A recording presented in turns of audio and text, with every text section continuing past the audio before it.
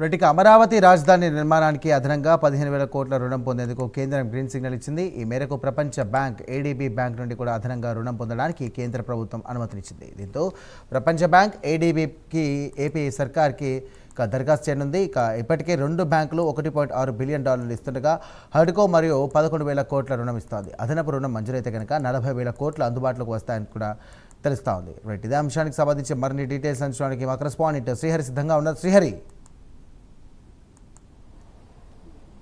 Right Sai, ఏదైతే అమరావతి రాజధాని నిర్మాణం పనులు ఏవైతే ఉన్నాయో వీటన్నిటి కోసం కూడా ఫేజ్ 1 ఏదైతే 40,000 ఎకరాలు ఏదైతే ల్యాండ్ పూలింగ్కు సంబంధించి ఇదంతా కూడా మరింతగా డెవలప్ చేయాలని చెప్పని రాష్ట్ర ప్రభుత్వం భావిస్తుంది. అయితే ఈ నేపథ్యంలోనే అమరావతి రాజధానిని ఎంతో అత్యున్నతమైన ప్రమాణాలతో తీర్చిదిద్దాలని చెప్పని కూడా ఇప్పటికే సింగపూర్ కన్సల్టెన్సీతో పాటు అదేవిధంగా హైడ్రన్ మోడల్ ఏదైతే ఉందో ఇదంతా కూడా ఇక్కడ ఇంప్లిమెంటేషన్ చేసేందుకు అటు రోడ్ల నిర్మాణాలు కానీ ఇటు డ్రైనేజీలు అదేవిధంగా ఎలక్ట్రికల్ కానీ అండర్ గ్రౌండ్ వాటర్ కానీ ఇవన్నీ కూడా పెద్ద ఎత్తున నిర్మాణాలు అయితే ప్రస్తుతం అమరావతి రాజధానిలో అయితే నిర్మాణ పనులు శరవేగంగా అయితే జరుగుతున్నాయి. అయితే దీనికి సంబంధించి ప్రధానంగా ఫేజ్ 1 ఏదైతే ఉందో ఫేజ్ 1కి కావాల్సిన నిధులు ప్రధానంగా కేంద్రం నుంచి కూడా కేంద్ర ప్రభుత్వం కూడా సహకరిస్తుంది. అయితే ఈ నేపథ్యంలోనే ప్రధానంగా చూసుకున్నట్లయితే ఏడీబీ బ్యాంకు అదనంగా 15,000 కోట్ల రూపాయలకు ఏదైతే ఉందో గ్రీన్ సిగ్నల్ ఇచ్చింది. దీంతోపాటు ఏదైతే 11,000 కోట్లకైతే హడ్కో నుంచి కూడా ఇప్పటికే అమరావతి రాజధాని కోసం తీసుకునేందుకు కూడా అంగీకరించింది. ఈ నేపథ్యంలోనే కేంద్రం ఏదైతే ఉందో పెద్ద ఎత్తున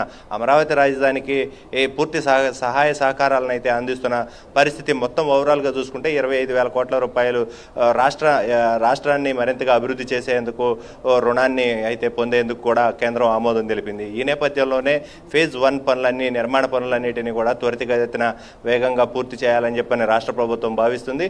అయితే ఈ నేపథ్యంలో చూసుకున్నట్లయితే ఫేజ్ 1కి తిరిగి మొత్తంగా 49,000 కోట్ల రూపాయలు అవసరమవుతుందని చెప్పని కూడా ఇప్పటికే సిఆర్డీ అధికారులు భావిస్తున్న పరిస్థితి. మొత్తం ఓవరాల్గా రాజధాని నిర్మాణ పనులన్నిటినీ కూడా సర్వేగంగా ముందుకు తీసుకువెళ్తూ వాటికి కావాల్సిన ఏవైతే పెండింగ్ బిల్స్ ఉన్నాయో ఆ బిల్స్ అన్నిటిని కూడా త్వరితగతిన క్లియర్ చేయాలని చెప్పని కాంట్రాక్టర్లను కూడా ఇప్పటికే ఒత్తిడి చేస్తూ వర్క్ను కూడా మరింతగా ముందుకు తీసుకువెళ్తున్న పరిస్థితి. అయితే ఈ నేపథ్యంలోనే మరింతగా ఆ బిల్లులన్నీ క్లియర్ చేయడానికి పెండింగ్ బకాయిలు ఏవైతే ఉన్నాయో వాటన్నిటిని క్లియర్ చేయడానికి ఈ రుణాన్ని అయితే పొందుతున్న పరిస్థితి.